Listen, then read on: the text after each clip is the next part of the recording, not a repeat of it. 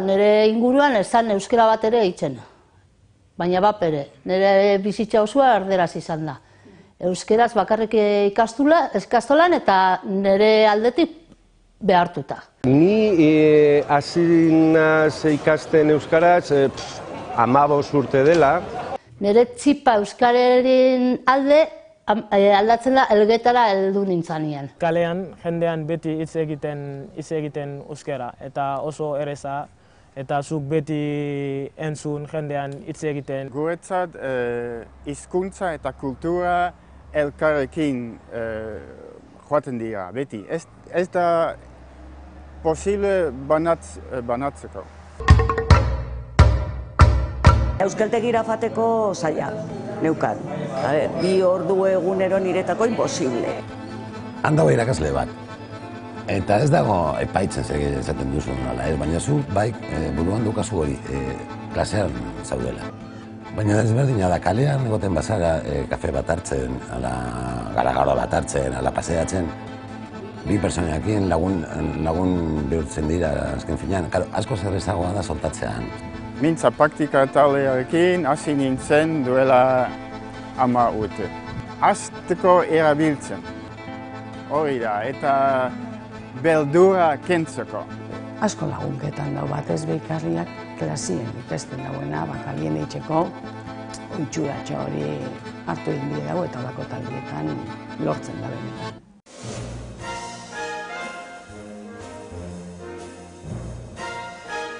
Nire taldean 4 pertsonak, daukat 4 pertsonak.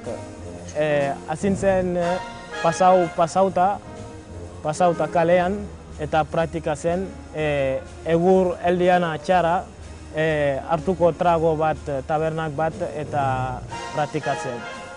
Nahi dut ikasi, handiokan dakit gutxi, baina, bizi nazen hemen eta orduan hitz egiten euskaraz. Batzutan daukazu bildurra lotsatzen zara, ez baduzu ondo menperatzen hizkuntza azkenean lotsatzen zara eta esaten dauzu bat.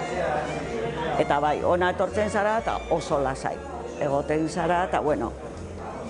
Asko hobetu dut euskeraz, naiz da ointxe pizkat euskerian nahaztuta eukitzia ibarku, algeta eta berbalagunta oso bai, eta gero dakau WhatsAppa be, edo zein zalantza segioan botatzen dugu eta norbaiteke hau da, hau horrela esaten da, eta oso ondo.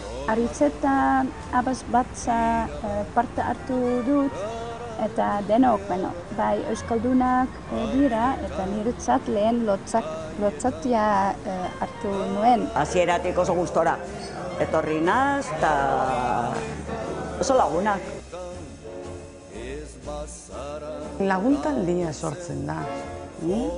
Azten dienien, bilorraportxo bateaz, baina gero ikusten dago oso gustora sentiduten dien.